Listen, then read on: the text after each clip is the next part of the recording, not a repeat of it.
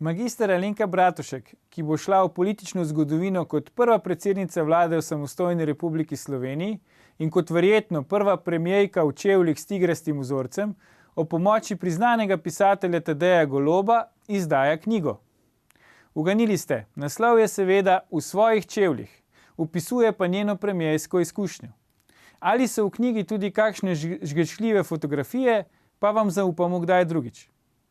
To je bila 104. anti-Milojkina oddaja VV Faktor. Spremljajte našo oddajo tudi jutri, ko bo naš gost Vili Kovačič alias Državljan K ekskluzivno. In ne pozabite, ni vseeno, kdo kaj reče.